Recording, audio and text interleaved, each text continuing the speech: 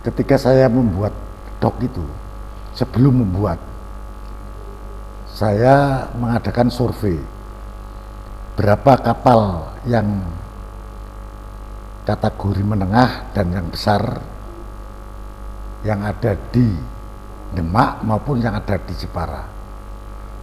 Kemudian dari kalkulasi saya, kapal yang ada di Demak maupun yang ada di Jepara ketika itu sekitar 200 kapal. Dengan asumsi kapal yang 200 itu akan naik dok dalam jangka waktu 1 tahun sekali. Maka bisa kita perkirakan kalau 200 kapal dibagi 12 bulan, kan begitu, maka kapal yang akan naik ke dok saya setiap bulannya itu sekitar 13 kapal. Assalamualaikum warahmatullahi wabarakatuh. Selamat datang di podcast studio SMK Miftahul Ulum. Saya Indah Karimatunisa akan menemani kalian dalam perbincangan seru dan penuh wawasan hari ini. Kita akan mengupas tuntas sebuah perusahaan yang menjadi tulang punggung sektor perkapalan nasional, yaitu Moro Docking Utama. Apa peran mereka di industri maritim, apa tantangannya, dan kemana arah perkembangan mereka ke depan. Baik, kita langsung sapa narasumber kita hari ini. Selamat datang Bapak, dan bagaimana kabarnya? Baik. Apa latar belakang berdirinya Moro Docking Utama dan sejak kapan berdirinya perusahaan ini? Ya. Baik, jadi yang melatar belakangi saya membuat sebuah perusahaan docking kapal di Moro Demak, Kabupaten Demak itu, yang pertama adalah keresahan dari para nelayan yang ada di Demak, Pedung, juga yang ada di Jepara, karena para nelayan ini setiap tahun harus merawat kapalnya, dan selama itu juga mereka itu kalau merawat kapalnya itu selalu pergi ke daerah Pekalongan, Batang ataupun di Tegal. Itu yang melatar belakangi saya berpikir saya harus membuat perusahaan docking untuk kapal-kapal yang ada di Demak maupun yang ada di Jepara tadi. Dan setelah saya berkomunikasi sama nelayan-nelayan yang ada di Kabupaten Demak, utamanya di Moro Demak, Pedung, dan di Jepara, maka tidak ada salahnya kalau saya membuat perusahaan dok kapal seperti yang ada di Batang, di Pekalongan maupun yang ada di Tegal. Itu dulu yang melatar belakang. Kemudian pada tahun 2011 saya memulai pembangunannya perusahaan dok kapal. Nah itu. Di mana sih lokasi galangan utama perusahaan Bapak?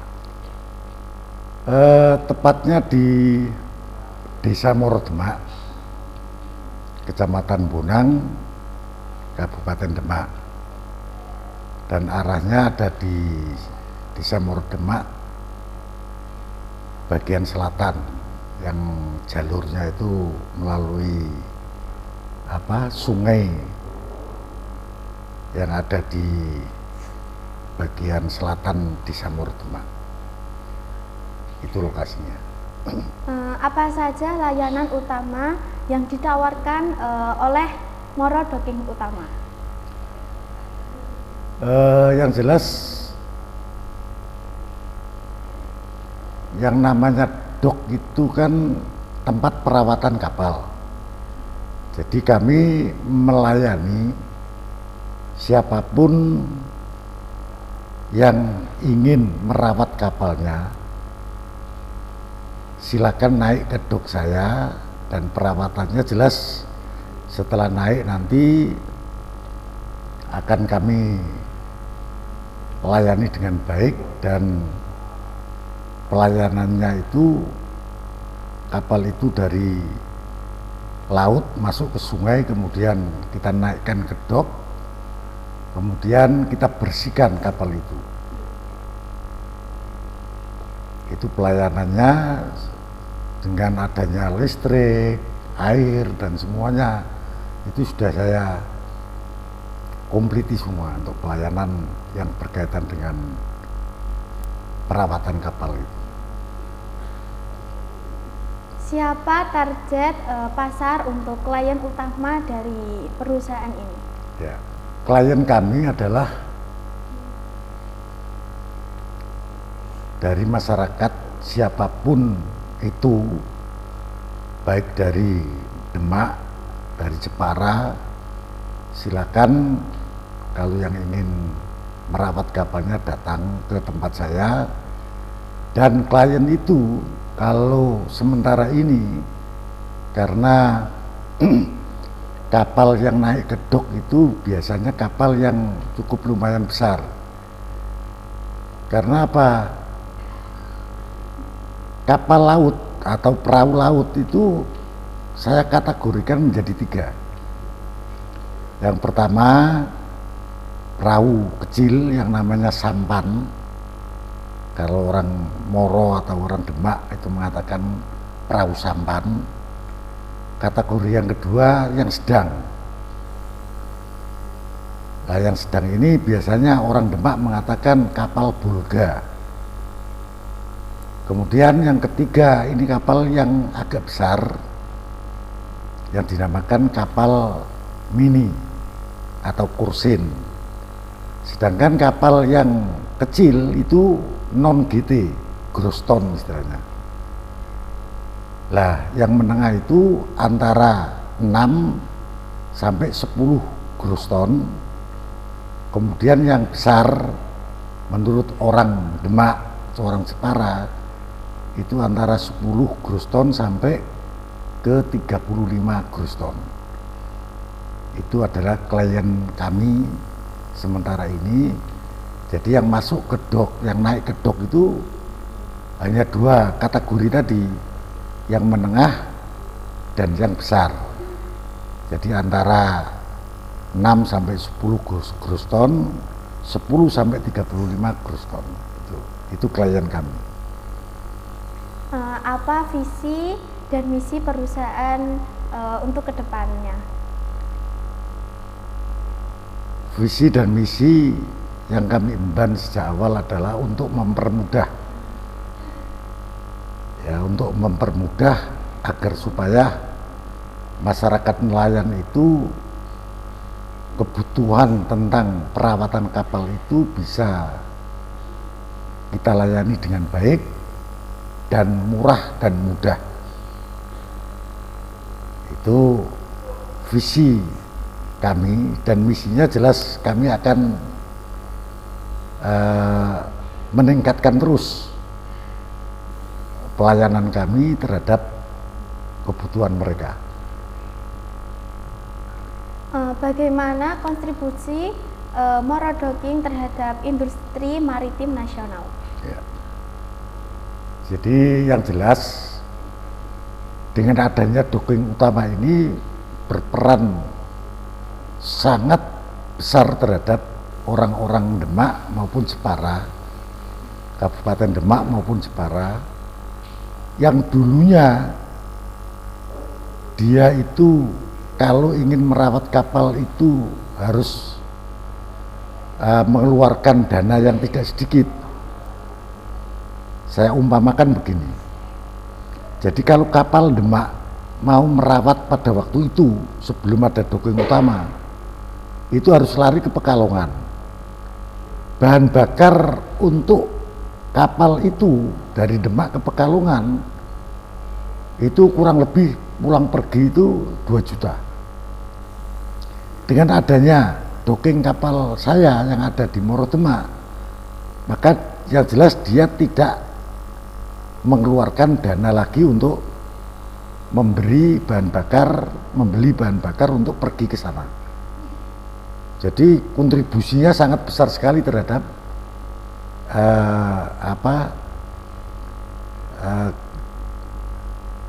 kemakmuran lah terhadap para nelayan yang ada di Muaro Demak maupun yang ada di Jepara. Jadi sangat membantu. Sedangkan dana yang untuk beli bahan bakar untuk pergi ke Pekalongan maupun ke Tegal itu saja sudah bisa untuk buat biaya ngedok kapalnya gitu. Jadi dia akan terbantu sekali karena biaya yang harus mereka keluarkan lebih sedikit.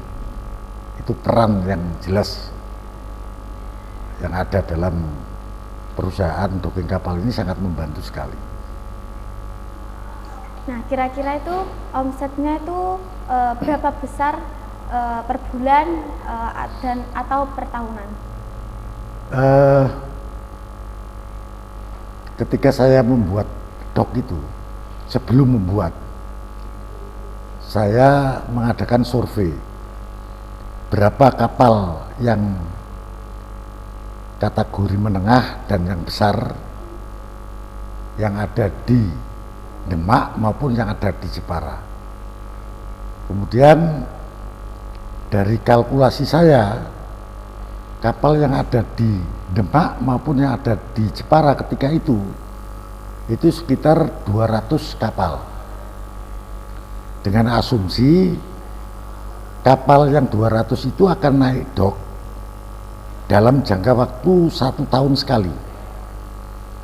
Maka bisa kita perkirakan kalau 200 kapal dibagi 12 bulan kan begitu, maka kapal yang akan naik ke dok saya setiap bulannya itu sekitar 13 kapal.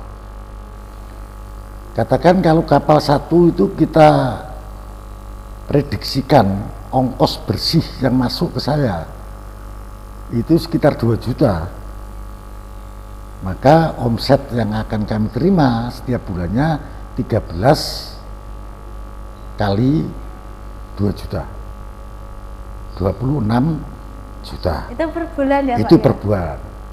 Nah, kalau setahun kalikan setahun saja lah. Tapi yang jelas kita tidak bisa mematok itu per bulan. Karena apa? Karena dalam 1 tahun itu dok itu hanya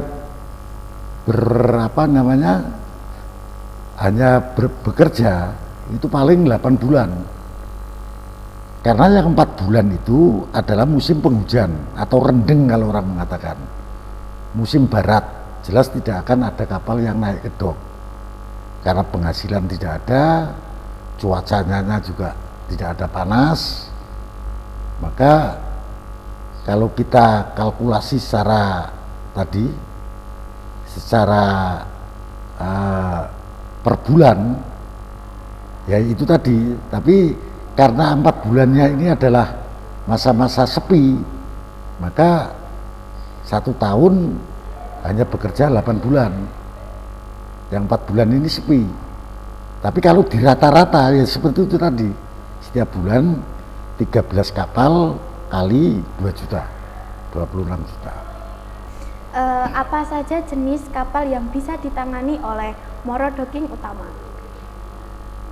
Karena kapasitas dari dok itu sendiri kan terbatas. Kapasitas yang saya buat itu memang terbatas bagi kapal yang menengah dan yang besar. Ya, ukuran yang menengah besar tadi, yang menengah itu antara 6 sampai 10 gross ton atau GT. Yang besar adalah 10 sampai 35 GT. Itu yang bisa saya tangani. Selebihnya perusahaan kami tidak bisa mengcover karena keterbatasan tempat, keterbatasan pembangunannya, karena memang itu saya buat untuk nelayan tradisional, bukan untuk kapal yang besar. Jadi kalau kapal seperti kapal feri, kapal tunda itu tidak bisa masuk karena kapasitas dok itu tidak dipakai untuk itu gitu. Kira-kira berapa lama waktu rata-rata untuk satu proyek docking? Satu kapal yang naik gitu ya? Iya. Jadi rata-rata kapal yang naik ke dok itu perlu waktu 1 minggu, 7 hari. Karena apa? Karena mereka butuh ngecat, pembersihan bawah tadi, terus kalau ada kerusakan papan atau lambung kapal yang yang perlu diganti juga akan diganti, dan pengeringan kayunya sendiri. Jadi kapal itu bisa awet kalau kayunya itu ketika naik ke dok itu dikeringkan, bisa kering, kemudian nanti dicat. Nah, catnya itu bisa maksimal sehingga kayunya itu tidak membusuk atau tidak lembek karena ada kena panas selama di dok itu. Jadi rata-rata seminggu dia naik dok itu, seminggu untuk perawatan dan pengeringan kayunya. Apa tantangan teknis terbesar dalam proses perbaikan kapal? Prosesnya tantangan bagi yang punya dok apa yang punya kapal?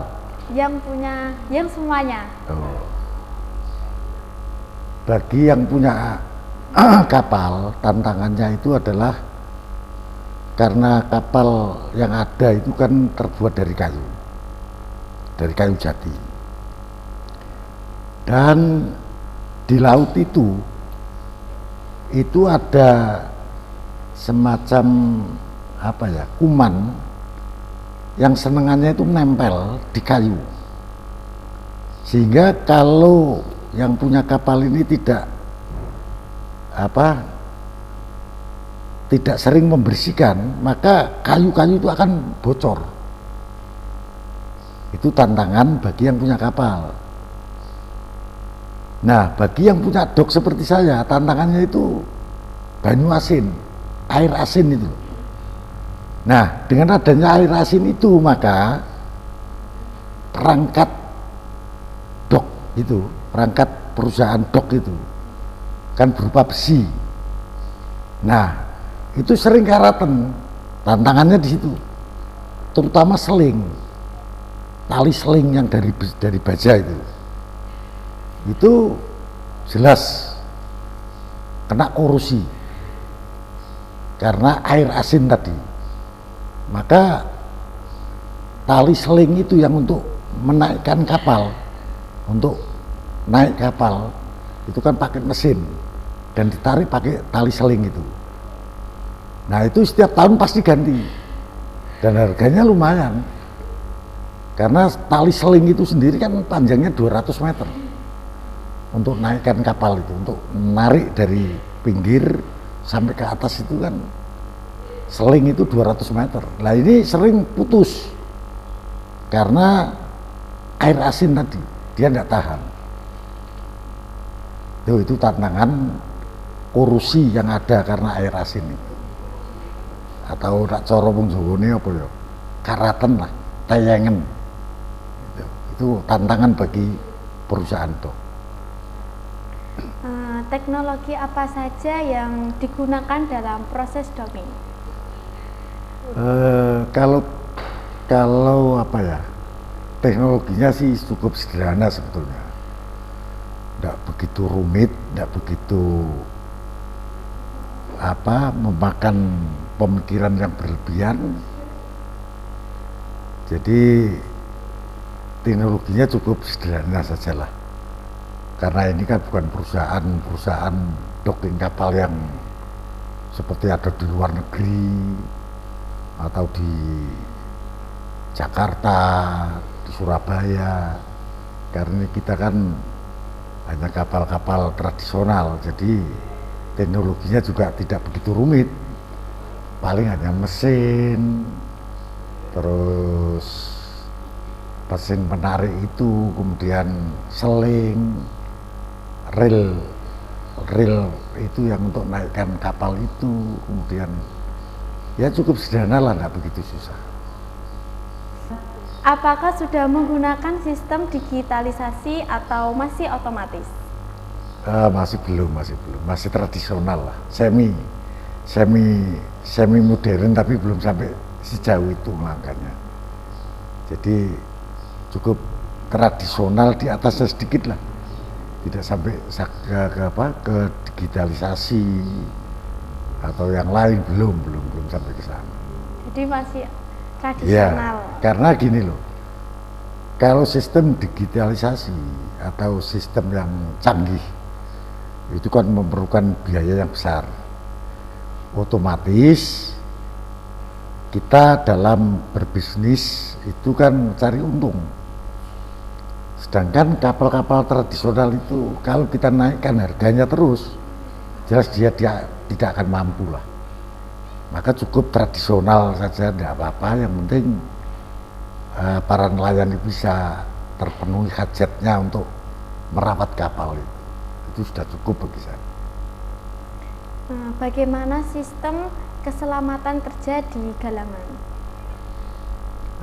Kalau sistemnya, jadi selama 14 tahun ya, sejak 2011 sampai 2025, 14 tahun. Alhamdulillah keselamatannya baik dan tidak pernah terjadi sesuatu yang sampai merugikan ke pekerja.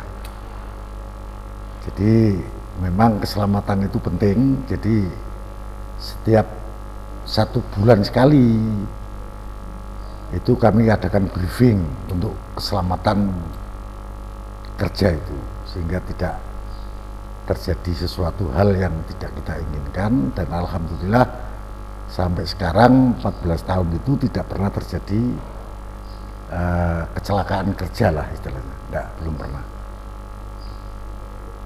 Apakah ada sertifikasi khusus untuk tenaga kerja atau teknisi?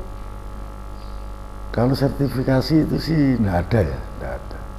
Jadi karena itu kan cukup simpel cara kerjanya, maka dengan briefing itu sudah cukup untuk bisa menangani cara kerja dok itu. Tidak ada sertifikasi. Tidak ada. Apakah semua peralatan produksi berasal dari dalam negeri? Ya, dari dalam negeri, kecuali ya seling tadi, tali baja itu biasanya belinya dari Cina kalau yang agak murah. Tapi kalau yang mahal ya dari Jepang, dari Korea itu mahal. Tapi selebihnya itu produksi dalam negeri semua. Nah itu belinya itu bagaimana Pak? Kan dari Korea itu, terus itu, online atau gimana? Enggak, itu cukup di Semarang sudah ada. Sudah toko-toko besar di Semarang itu sudah menyediakan, tinggal kita mau pilih yang produk dari Cina atau yang dari Korea atau yang produk dari Jepang, itu kita tinggal pilih. Kalau yang dari Cina biasanya agak murah tapi cepet ganti. Kalau dari Jepang itu mahal tapi bertahan lama. Nah, tinggal ngukur kemauan uangnya aja.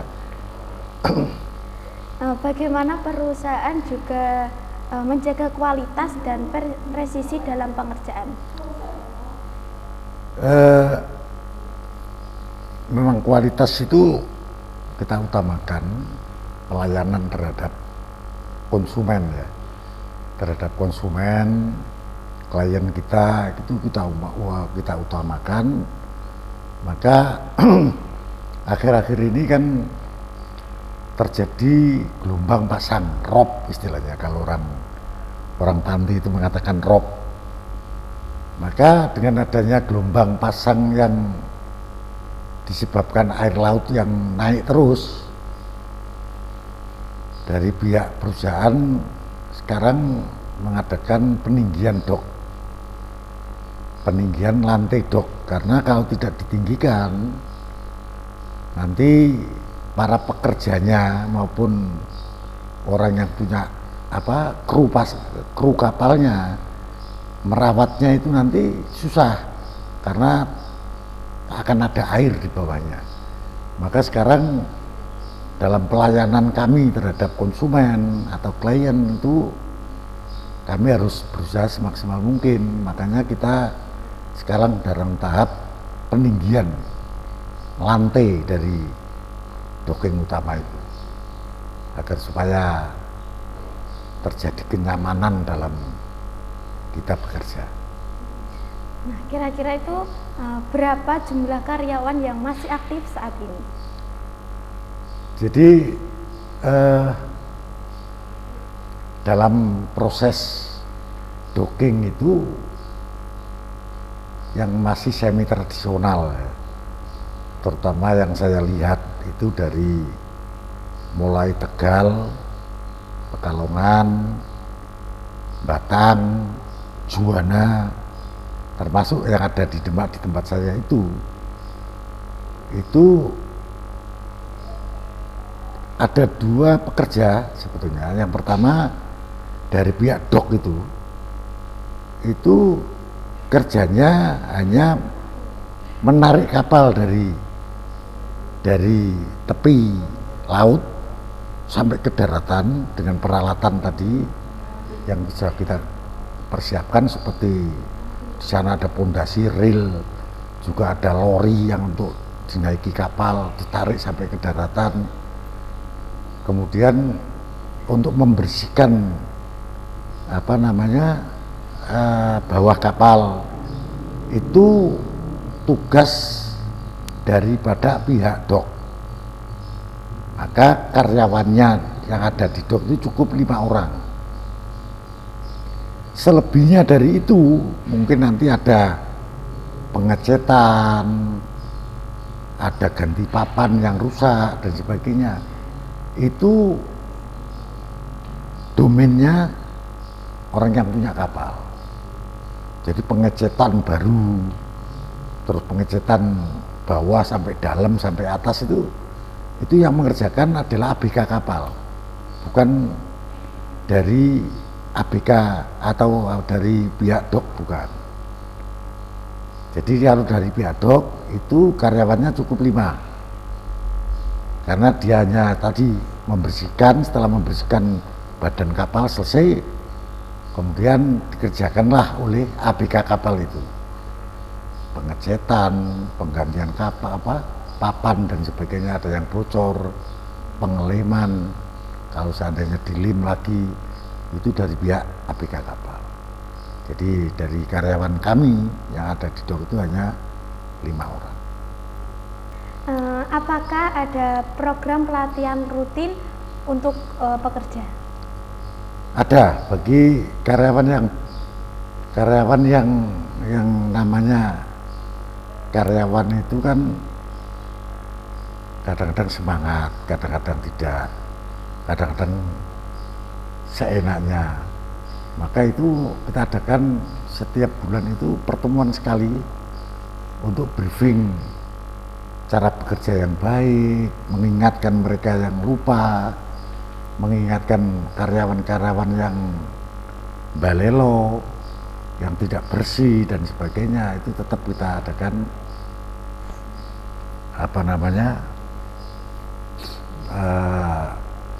briefing terhadap mereka.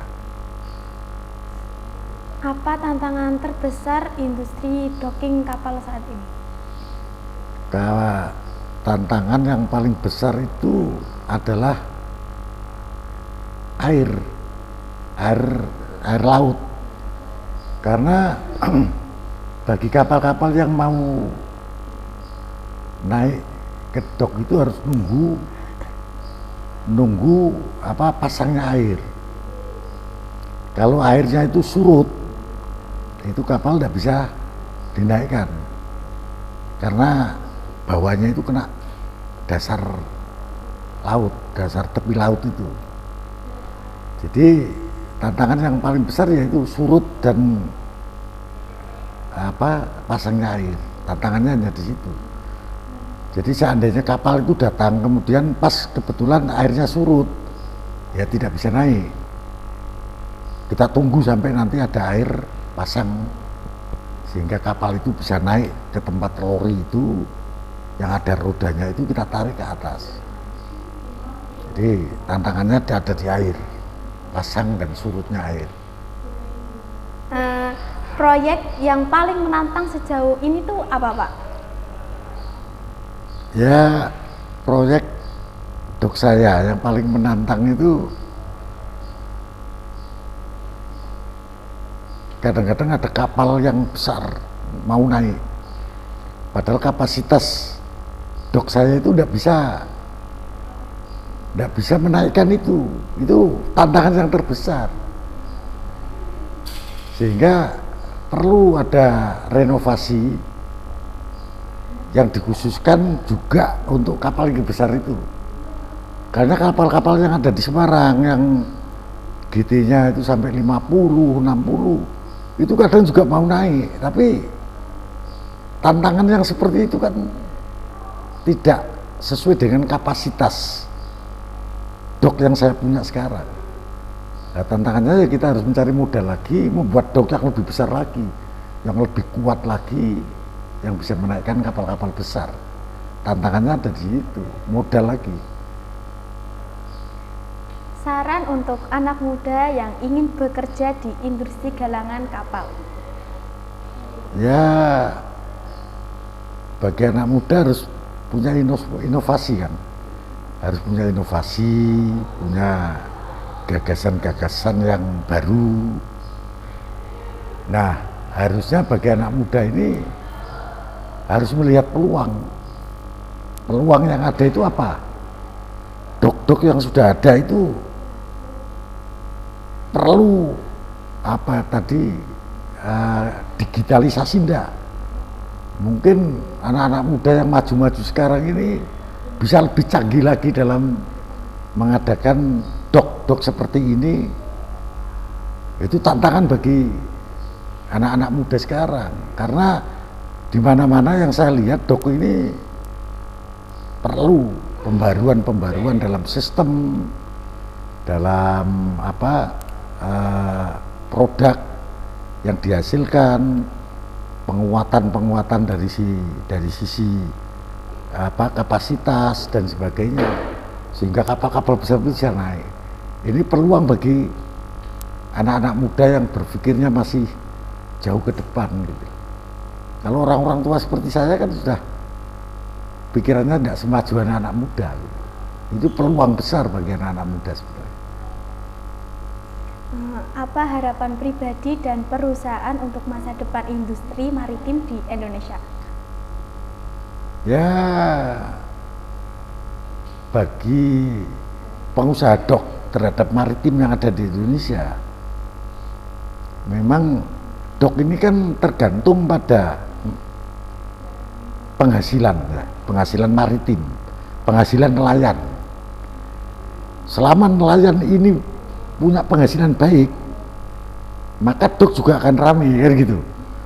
Bagaimana mungkin wong kapal tidak pernah dapat ikan kemudian mau ngedok kapal, kan nggak mungkin. Maka bagi saya pribadi, maritim kita ini kan, kita kan negara maritim terbesar di dunia. Nah, penangkapan ikan ini perlu perhatian dari pemerintah. Jangan hanya pakai jaring itu saja, pakai alat itu saja.